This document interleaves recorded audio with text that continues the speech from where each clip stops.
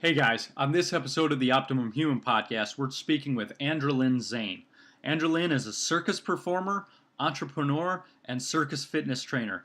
Today we're talking to her about mobility, stretching, flexibility, the difference between the three of those. We'll talk about handstands, and we end up getting into the video I made of me doing a handstand, and it is an absolute catastrophe, so you can check that out in the show notes. But let's jump right in.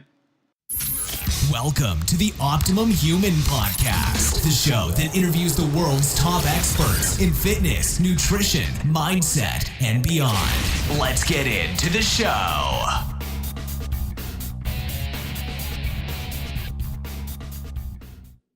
Hey guys, welcome to another episode of the Optimum Human Podcast. Today I've got Andralyn Zayn and my buddy sidekick, Brian McKay. How are you doing, Andralyn? I'm doing good. You? I'm doing good. How are you doing, Brian? Doing awesome. All right, Brian. Nice. Nice. So, Andralyn, for those who aren't familiar with your work, what would you say to somebody if they ask you what you did, like at a party or something? Well, I'm a circus performer, and I have started to try to bring into the fitness industry the types of training that circus performers do in order to be able to prepare their bodies to be able to do what they can do. Awesome. And what does that usually entail? Like conditioning, like how would the general kind of population see the most benefit from this type of training? Well, we've decided to focus on the four basic core elements that we use for basically building the platform, which is flexibility, handstands, aerial strength, which is more pulling stuff, and then acrobatic conditioning, which is more power. There's a lot more that goes into the specific disciplines that you choose, but that's basically the foundation to be able to progress further into whichever specialty you decide to go with. Yeah.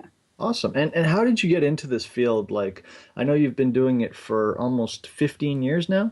Yeah. Well, at first I was trying to pursue acting and stunts, and there was an ad in a local paper for an audition for a circus company that was creating a new act. And so I went and tried that out, and I started doing circus and sort of found that trying to pursue circus and acting and stunts was spreading myself a bit too thin. So I went circus full on because it's kind of a combination of acting and stunts, and I've been doing it ever since. Awesome. So it sounds like you really found your passion. I did. The first time that I sat on somebody's feet, I knew that that's why I was put on this earth. I think that's the first time I've heard that, but it's an awesome thing. Brian, did you have any questions about how Andralyn got in or how she's doing what she's doing now? No, I am kind of curious to go a little more depth into the four pillars. Is that what you called them, or? Sure. Can you talk about those a little bit more? Well, flexibility is definitely, I would say, the primary focus because you need flexibility in order to excel in any of the others. And with some people's opinions, like physios and stuff like that, there's a specific range of motion that they're looking for. But in circus, we're working a little bit more to the extreme. And so there's a larger range of motion that we sort of strive to achieve. And with using the types of training that we do, you can either strive for the extreme, or you can still use the same kinds of techniques to go to where it is that your goal is for your range of motion. Handstands handstands are used in everything. Any specialty that you do, you can use handstands. If you're a juggler, you can do a handstand and incorporate that in your act. With hula hoopers use handstands all the time. People are starting to do handstands on trapezes. It's sort of one of the basic elements that if you have a good handstand, then it makes transitions from one move to the next a little bit easier. It's also going to work on your pushing strength. So to be working on your handstands and with your aerial strength, then you're going to create a balance in your body for the pushing and pulling. And what about aerial? Like, I know a lot of people are like me. I'm terrified of heights. So, where's the major benefit with like aerial arts? The aerial training that we tend to do is more towards the strength aspect. So we work on it on chin-up bars and rings, and we tend to keep everything fairly low. So people who are scared of heights, it's a little bit less stressful, and it's more focused on the technique and focused on building strength as opposed to going really high and doing something amazing. And by working on gaining the strength a little bit lower, it means that if you do end up going higher up, that you're going to be a lot safer. You can use your hands as your safety. Awesome. And is that like, do you work like skin the cats and like pull-ups? We do skin the cats. We do, one of the main things that we focus on is meat hooks. Oh yeah. That's an impressive looking skill. It is, and it's a lot easier than it looks if you have the flexibility and mobility to go along with it. Essentially, you're hooking your body on your wrist. So if you can make your body into that shape, then the actual skill is not that difficult. Brian's used to hooking his body another way, but that's for another podcast. Nah. Nice.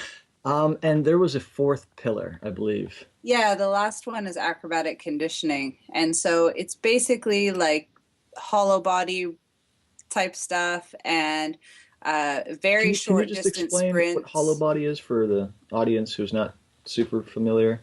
So hollow body is basically pulling your belly button in so that you're trying to make your body in a curved shape. And when with kids, we call them banana rocks because you're trying to make your body look like a banana. Yeah, some people call them hollow body rocks. Some people call them incurve. There's many different names for the same thing. And same with on your stomach. Some people call it Superman. People call it outcurve. Okay, right so on. that would be, like laying on your back, arms. So Superman is going to be on your stomach. Okay. And the hollow body's on your back. Right, yeah. And then that would look like, feet, 30 degrees in the air and arms 30 degrees in the air. Would that be? That's going to depend on how strong you are and whether or not you can manipulate your back to go into a proper curved position. Because if you put your arms too low or your legs too low and you're not placing your back in the proper position, then you can actually hurt yourself rather than strengthen yourself. Okay. Now, we didn't talk about this before the podcast, but do you have a YouTube channel that you have some examples that we could link to in the show notes? I'm not sure. We might have a YouTube one, but I'm not sure. But we put a lot of stuff up on Facebook. Okay. So we'll put that in the show notes after the Facebook link, and if we find your YouTube, we'll throw that in too. Okay, yeah, we'll start linking more stuff to YouTube. I know you're working on a video course right now. We are, yeah. What I don't want to kind of take too many of your secrets from there, but what are the types of things that people can expect if they when it's out? What would they be in for? Well, we're actually working on making programs. So it'll be specific programs. So if somebody has a flexibility goal of achieving their splits, it's going to be an 8-week program to work on for achieving their splits. And after the 8 weeks, then we can reassess and figure out what we need to do, where their weaknesses are, what we need to focus on more in order to get them to their goal. There'll be a press to handstand one, there'll be a one-arm handstand one, getting your free handstand away from the wall, forward rolls, cartwheels. Sounds like quite a good variety. Yeah. Now about the splits, what are two tips, I guess, that you could give to the majority of people listening if they wanted to get their splits? Like, what muscle groups would they do, or what kind of should they just practice the splits, or what would be your advice? My biggest advice is you need to learn how to isolate and relax your muscles, because as soon as you learn how to do that, then everything will just start falling into place. The biggest mistake people make is they try too hard and they end up contracting their muscles, trying to push into a stretch. So then it's basically like taking an uncooked piece of spaghetti and trying to stretch it, right? That's probably what I'm trying to do. Or actually, no, actually a better analogy would be a dried out piece of gum. Okay, I like this. It's a gluten-free analogy. So if you're taking a piece of gum that's all dried out and you're trying to stretch it, most likely it's gonna crack, right? As opposed to stretching. And a piece of gum that's like chewed and moist and everything, you just, as you start to pull it apart, the weight of the rest of the gum will just help to make the muscle longer. Yeah, it's a good visual. Now, speaking about stretching, there's kind of a I don't know if I should say disparity, but right now in the fitness world, there's a lot of talk about mobility, and sometimes there's talk of flexibility, and also within those two kind of falls stretching. But according to what I understand and to what you teach, all three are different. So could we get into that a little bit, like stretching versus flexibility versus mobility? Yeah, well, there's definitely a big movement going on in mobility nowadays, and lot of what's mobility consist of in your opinion? And so mobility is movement. Mm-hmm. Okay, so mobility is basically moving through different ranges, and you need mobility and stretching and flexibility to all work together. Okay, with flexibility, that's when you're actually increasing your range of motion. So that means that it's like when you're building muscles and you're trying to make them bigger, right? There's going to be little micro tears and they have to repair themselves, and then they're going to grow and grow and grow. It's the same thing with flexibility. So you're pushing it to a point where it's going to feel a little bit uncomfortable, but you have to create that extra space for the muscle to lengthen. All right. When you create more flexibility, then you're going to be able to work more in your range. You'll have a greater range for your mobility work. All right. And how does stretching fall into this realm? So stretching is more of a maintenance thing. So stretching is like going to where you feel that the muscles are stretching, but you're not actually working on pushing it further. There's lots of different kinds of stretching. So there's static stretching where you're holding yourself in a specific position. There's passive stretching where you're either using gravity or you're using a partner, or you can use an object. So your muscles are completely relaxed. You don't have to work on isolating anything. And you're just trying to feel the stretch by allowing gravity to put you in it. There's also active flexibility. So active flexibility is when you're using the muscles that you're trying to lengthen in order to get more range. Okay, and what would kind of an example be of that? So, for example, a leg raise. So there's a lot of people working on toes to bar, especially in CrossFit. Yep. And a lot of people they end up just muscling through it because they don't have they don't have the passive range of motion to be able to work into the active range of motion. And so they end up using their shoulders rather than just isolating and lengthening their body in order to get their toes to the bar. Right on. And let's say if I were to visit one of your workshops, how would you integrate all of these, or would there be a different workshop for each one? Like, well, workshops versus certifications. For workshops, it depends on who shows up to the workshop. makes sense. Because there's no predetermined curriculum. I've been teaching now for more than half my life, and I've been training for about 30 years. So I have a lot of knowledge to pull from. So depending on who ends up showing up, I'll sort of create the lesson plan of what we're working on while we're there. If it's flexibility, it'll be flexibility oriented. If it's handstands, it'll be handstand oriented. And it's based on who I have there.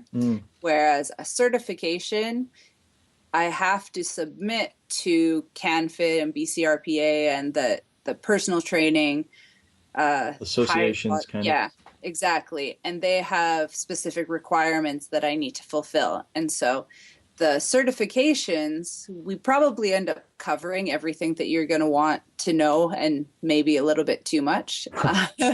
But it goes over a wide variety of things, but it's specific to that certification. Awesome. Very cool.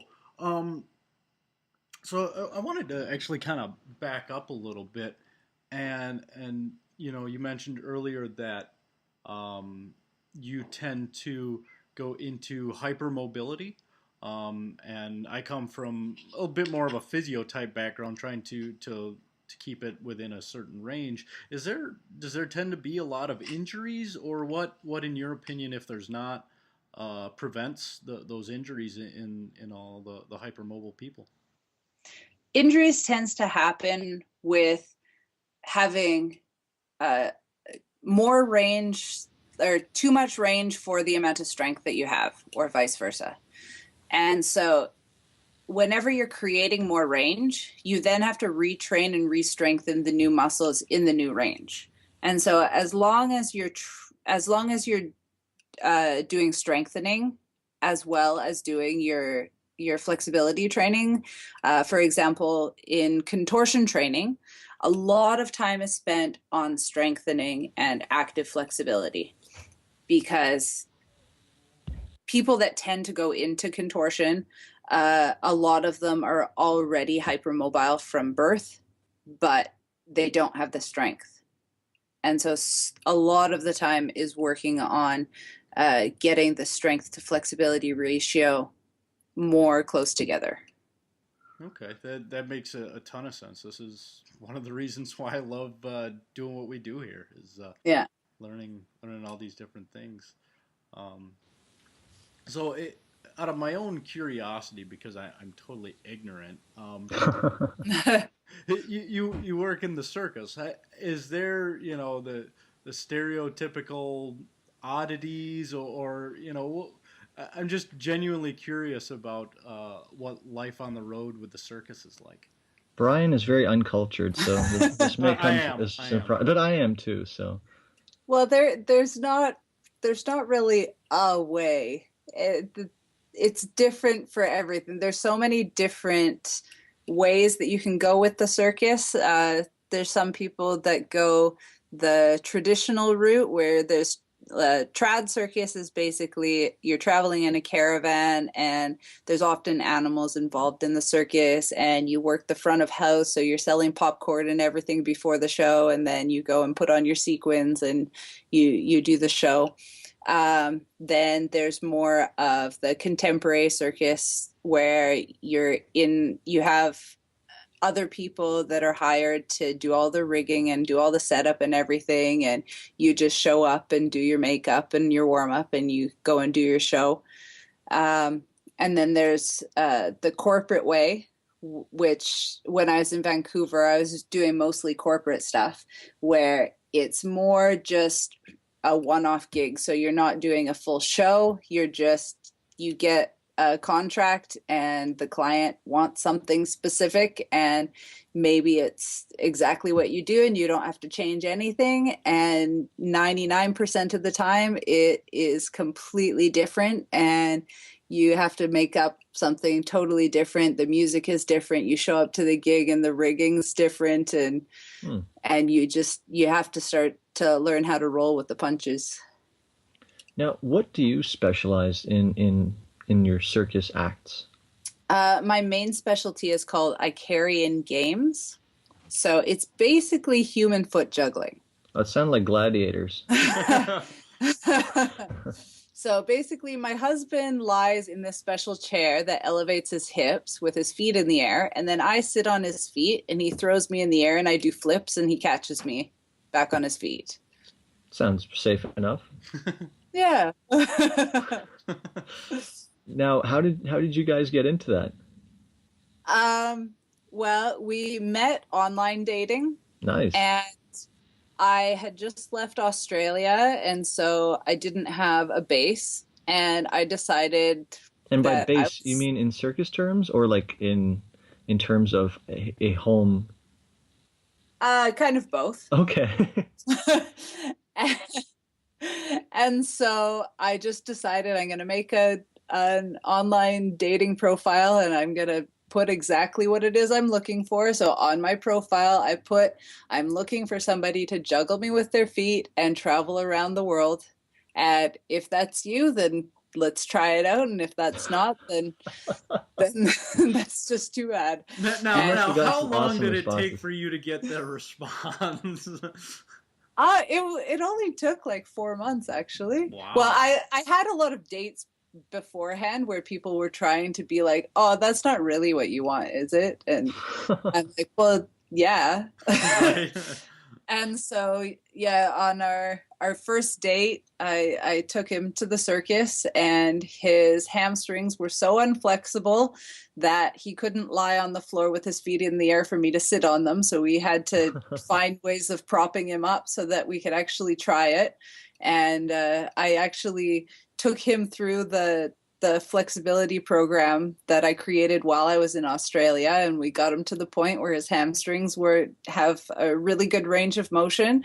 And now we're doing all sorts of things. We're going to be debuting our new act in July in Montreal, so we're working hard towards that one. It was love at first foot juggle, huh? It was, yeah. Now, how did you get into the Icarian? Was that just through your experiences in different circus arts and being in the circus world, and you're like, you know what, I really like this part? Is that how you got into that, or? So how it happened was Cirque du Soleil did this behind-the-scenes series of the creation of Verikai. And at the time, I was working on a show in Vancouver with a bunch of friends of mine. And during one of the rehearsals, we were talking about the show, and me and one of my friends, we started talking about the Icarian Games Act and how cool it was. And I said that I really wanted to try it, and he said that he really wanted to try it. So we're like, okay. So we talked to the artistic director who builds all of the apparatuses for the circus, and he built us a chair. And the very first time that I tried it, I knew that that's what I wanted to be doing. So that's awesome. Like to find kind of your niche that you love to explore. Yeah, not everybody finds it, so I'm very lucky that way. For sure, and you're lucky to have a husband that'll juggle you on his feet. I mean, I am. I'd be like, no, we're not doing that. Right. Yeah, he is partner number 5. So so he's pretty low in the pecking order. Well, it wasn't easy to find a partner who was a lifelong partner at the beginning. Right on. And do you work exclusively with him now? For Icarian Games, yes. I also base duo trapeze, and I do handstands solo, and we're also working on building a teeterboard team. So for Icarian, it's just me and him, but for other things, we work with whoever wants to work with us.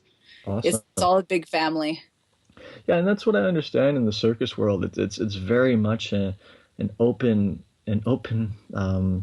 kind of concept idea where the sharing is immense. Like everybody just wants to share with everybody else, and it's pretty loving.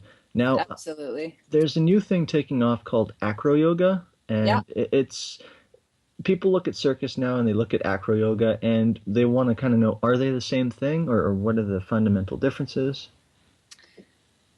I would say like acro yoga to circus is sort of like yoga is to handstands. There's some similarities, but the mindset is a little bit different. And so for Icarian games versus acro yoga is a lot more manipulation, whereas Icarian games is a lot more dynamic. It's throwing and catching. And so they'll tend to look fairly in the same family, but they're very different. Yeah, because to the untrained eye, like people now that go see like Cirque du Soleil, they're like, oh, that looks like acro yoga, and it's like, oh no, actually, it's a little bit, preceding acro yoga. Circus is a lot more dangerous, that's for sure. Oh yeah, and you've had an injury yourself, if I'm correct, right? Yeah, I'm actually just recovering from a really bad back injury. Well, it started as a broken heel, and then walking funny for 3 months sort of made it into a year and a half of recovering from lower back pain. But there's a light at the end of the tunnel now, so. Well, that's fantastic, and your show in July, hopefully that'll be a success. I know you're also working with the Agatsu folks on a Masters of Movement event. We are. You guys are going to be doing hand balancing, or? Yeah, we're teaching hand balancing at that one. Awesome. I mean, it all looks like a good time. They always put on a good show.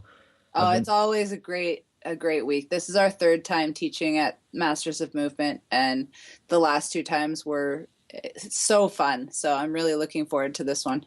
It brings together a great amount of people, and just the quality of people is amazing. Everybody's there to learn. Yeah. Now, you recently moved from Montreal to Toronto, and where are you originally from? I've been wondering that for a while. My husband and I are both from Vancouver. Okay, so born and raised in Vancouver? Yeah. Okay. But then we've both sort of been a little bit all over the place. Right on. Awesome. Yeah. Now, for the back injury, just to backtrack a little bit, how have you been rehabbing it? Have you been working on it yourself, or have you gone to physios? I'm just interested in the... I've done all of the things. Okay, so you've probably seen acupuncturists and physios. I don't do acupuncture because my body doesn't react well to that. I had that done a lot in Australia, and my body sort of has the opposite reaction that it's supposed to. Oh. Yeah. But I saw massage therapy. I started seeing an osteopath for the first time, and that helped a lot. I saw a posturologist. Posturologist? Yeah. Never heard that term before. No, me either. Well, it's to work on, because a lot of it was my posture. My husband called me goat legs because it's basically my legs hyperextend a lot, and so my body's sort of making a zigzag. So my legs would go backwards, and then my hips would go forwards, and to me, I thought it was straight. I've been called bird legs before because of my hypermobility. Yeah. Chicken legs for me because I have small legs. You and me both, man. You and me both. Yeah. Well, in the end, the thing that ended up helping the most was actually my physio in Vancouver. I've been seeing him since I was 10 years old, and he's an ex-gymnast, so he gets what I do, and he's not the kind of person that's going to say, oh, well, if you stop doing that, then maybe it won't hurt. I love those people. It hurts when I do this, Doc. Yeah, and so that was definitely what pushed it over the edge towards actually seeing it as something that was even potentially going to heal. So, Well, it's fantastic. Now, I'm just wondering, what resources have you used yourself to become one of the top people in Canada and, the world and kind of what you do? Like how did you rise above all the people who are interested in doing this stuff and actually make it like as a lifestyle? Well, basically, it started in Australia, and there's all of these yoga classes and whatnot like that, but there was never any kind of way for people to actually train flexibility. There was nothing that existed to go and work on getting a greater range of motion. So I decided that I needed to create that, because at least if I made that, then while I'm teaching it, then I can learn more and I can be working on that. Mm-hmm. And when I had left Australia, everybody was like, oh, well, now what do we do? If you're gone, now it doesn't exist again. And I'm like, well, I don't know. And so I went to Vancouver and I did the same thing. It didn't exist, and there's all these dancers that were looking for ways to become more flexible, and I made them more flexible. And then I'm like, oh, but there's a Icarian Games coach in Montreal, so we're moving. And they're like, oh, well, now what are we gonna do? There's nothing that exists. And so you've eventually, just been leaving terror in your wake. You've been rising people up and dropping them back down. I love it. And so and in Vancouver, we started doing handstand classes and acro classes too. And so it was sort of like, sorry guys, but I gotta go. And so from then, I actually, when I met Sean and Sarah and found out what they did, I'm like, oh, you guys teach teachers. I'm like, that's what I need to do. That way, when I leave a city, I can actually leave a teacher behind to take over, and then the classes won't disappear. So that I created the flexibility certification so that I could train people how to take over and teach the classes, so that the next time that I leave a city, they're not going to say, hey, what do we do? It's a good idea. I mean, teaching teachers is it's rewarding, because if you look at the exponential amount of people you can help like that, it's like, it's not just helping kind of like a group of 10 people. Imagine if each one of those 10 people helps another 10 people. Exactly. It's really a great way to leave a legacy on the world. For sure. Yeah.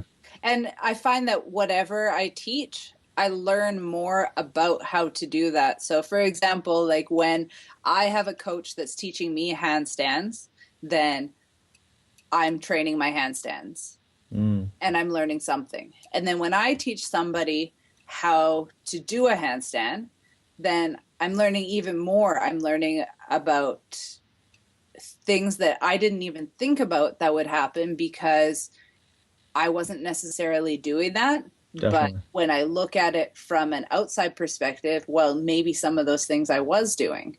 And then when I go a little bit further, teaching teachers, then I'm actually looking from an outside perspective of how I'm then teaching. And you keep learning. The deeper you go, the more you learn, and you just start improving more and more as a coach and as a trainer and as an athlete. Yeah, for sure. It's like that saying, when one teaches, two learn. I mean, that's like, I think I butchered it pretty nicely. Wise one. Wise one, yeah. I've never heard it, but I like it. Yeah, it's like when the master teaches a student to learn, and it's very true. As a trainer and coach myself, I'm learning all the time. Like anytime now that I'm teaching people, let's say the squat, if somebody's biomechanics or something that I haven't seen before, I'm like, holy crap, that's very interesting. So, what is this? Yeah. yeah. I'm like, what the hell? What's wrong with you?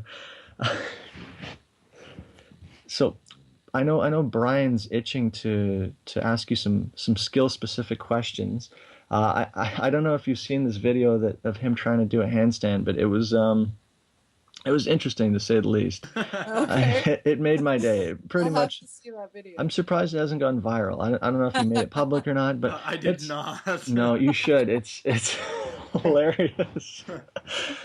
So for a guy like Brian, Coming off a shoulder injury, I probably shouldn't try automatically doing handstands. So, no. Well, it depends on what that means. so It's progressions. yes, absolutely.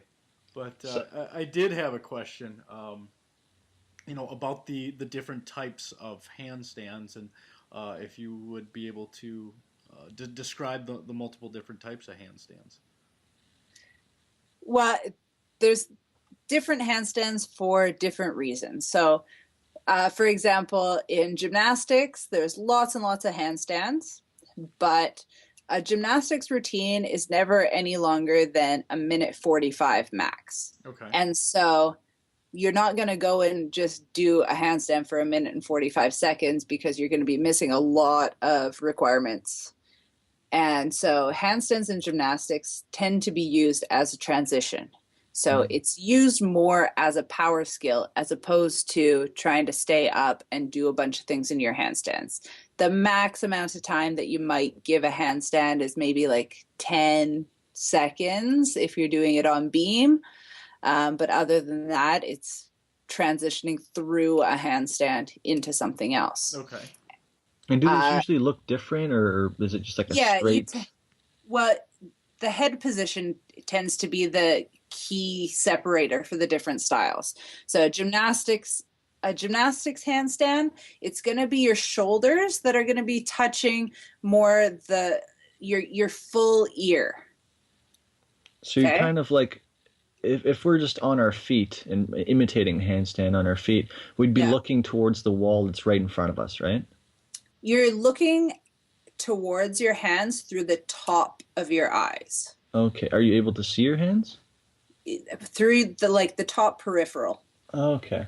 Okay. Yeah. So the head is just barely extended outside of neutral spine. Yeah. Okay. Yeah. Once you're transitioning, like say if you're going for a giant, then you might adjust your head position, or if you're doing some tumbling skills, or depending on what it is, then your head position will change transitioning to the next thing. But the starting point, that's where it's going to be. Awesome. And what about the circus handstand? So for circus, there's two different kinds. So there's circus handstand and there's contortion circus handstand. So normal circus handstand, you'll have your shoulders touching your earlobes. So it's not your full ear, it's just your earlobe. So you can see your hands more than you can in a gymnastic style handstand. Okay, in a contortion style handstand, you're sticking your head completely out. So your shoulders are nowhere near your ears. And, and is that kind of like where people are in like a scorpion shape, where their legs are kind of behind their head, or? Exactly. And what you tend to see with all of these banana back handstands is they're people that are lacking the flexibility of a contortionist trying to do a contortion style handstand.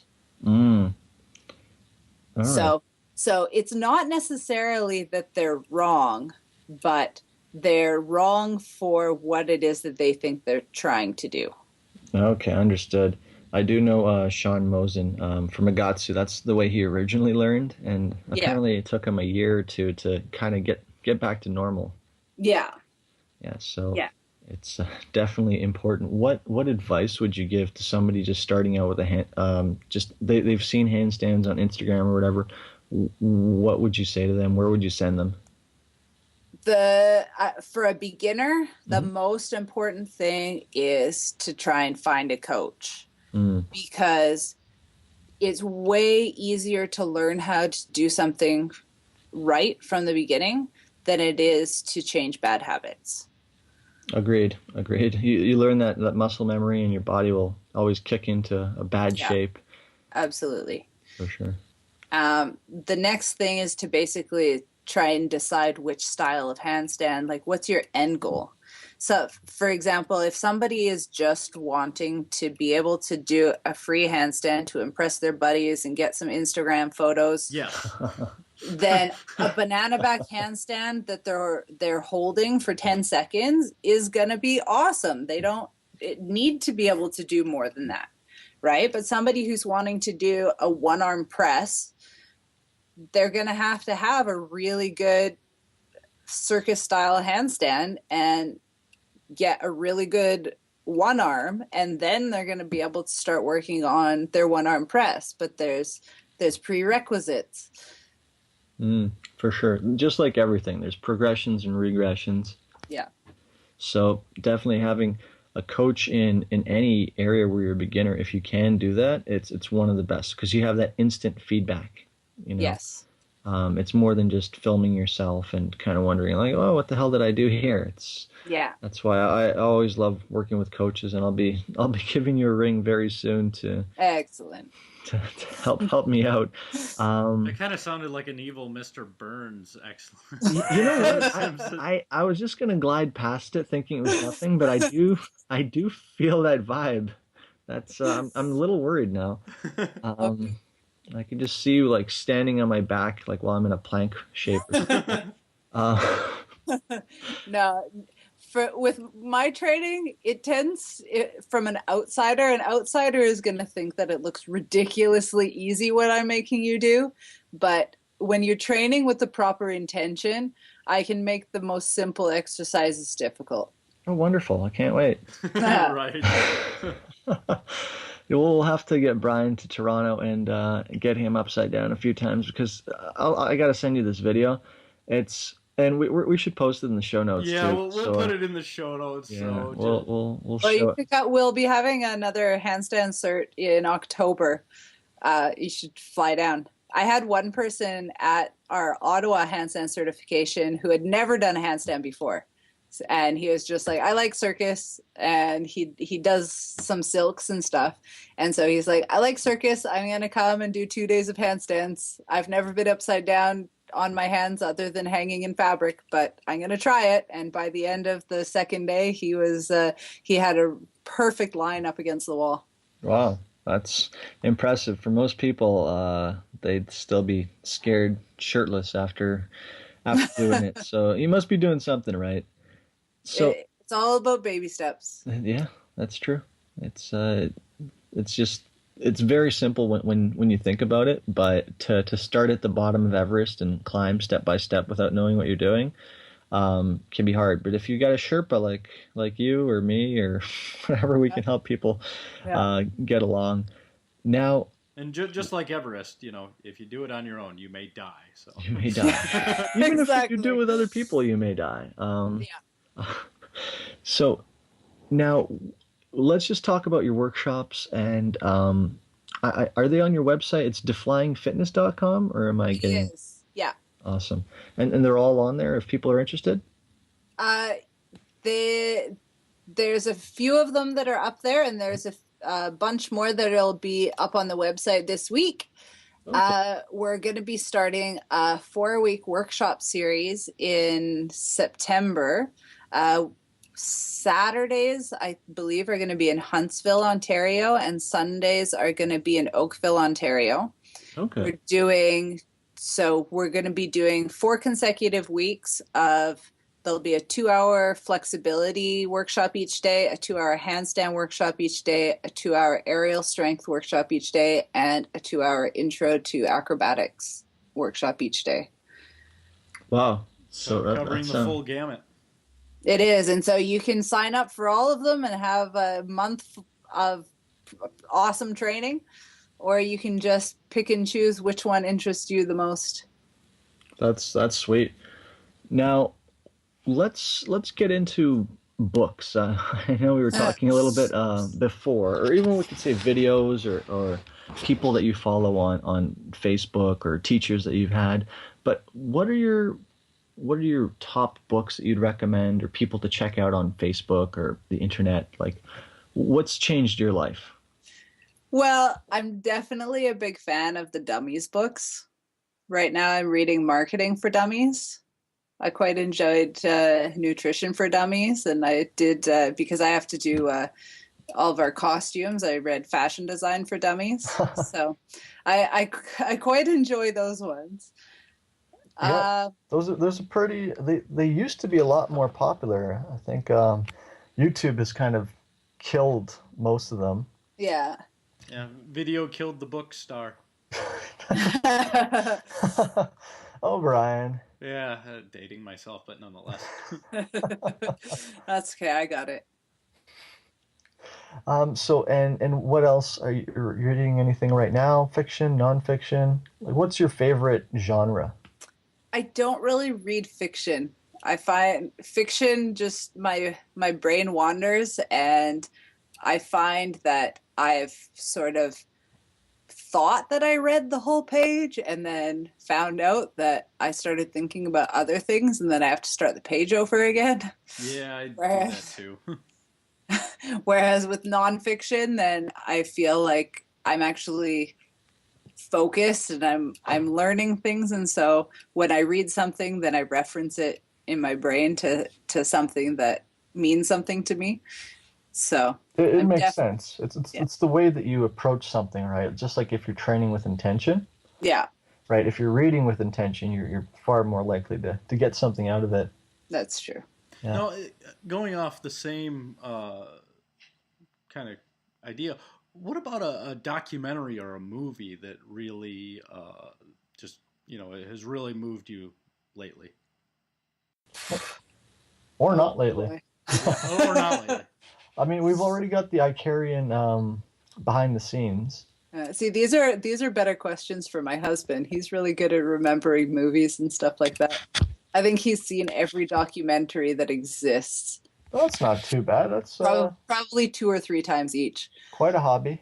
Yeah, I know. We watched this one documentary about a circus school in Shanghai, and some of the flexibility techniques that they were using was a little bit terrifying. I've seen that. I've seen either excerpts of it, but there's a lot of crying faces. Yeah, I get a feeling that they either see the kids as dispensable, so if they break one, they get a new one, or that because they're kids, they're just gonna break their bodies and expect their bodies to just repair. They're into young. They'll heal. else. Yeah. I don't know how much I agree with that, but I'll tell you, my interest is peaked. They do amazing things when they perform. So Yeah, they're quite amazing. Yeah. Now, Brian has some of our ultimate wrap-up questions, but I've prepped you a day in advance for this one. Yeah. So, Brian, do you want to ask the optimum human question? What would your definition, or what is your definition of the optimum human? What characteristics does the optimum human have? It could also be a person like me or Brian. You could just say, "Oh, it's Brian McKay." I think that for me, the optimum human is somebody that is always growing. So that's one of the things that makes us human versus robots, right? We have the capacity to continue to change, and somebody who doesn't just accept that they're perfect, they accept their imperfections and are always striving to better themselves. That is an awesome definition. It might be one of my favorite ones so far. Kind of like Homer Simpson or the Marshmallow Man. They're continuing to go. See, when I heard so much. When I heard like Again, robots, it depends on what your passion is. If you want to be the Guinness World Record holder as the fattest person on earth, and if you're doing what you need to do to become better to achieve that goal, then that's what you're doing. Yeah, you're growing as a human, definitely. Yeah. When I heard Not my choice, but when I heard robot, I automatically thought Transformers, and I'm like, they change. But anyway, where can people find more from you? Actually, we got one more question before that. Yeah. What's the a recent purchase, $50, $100 underneath that's changed your life or impacted it in a great way? Oh, can we go up to $150? Let's go up to 150. We'll do it this once. We bought a massage table. A massage table. Yeah. Oh. And what do you do with it? You climb over it, on top of it? Just remember, this is a PG-13 rated show. No, it's not. Well, it just makes it so basically we invested $150 and we save on having to make appointments and go for massages outside. So you guys are actually you massage each other, I'm guessing, exactly, right? Rather than invite somebody else. And yeah. Okay, so hopefully both of you are good at it. I mean, so far so good. No complaints.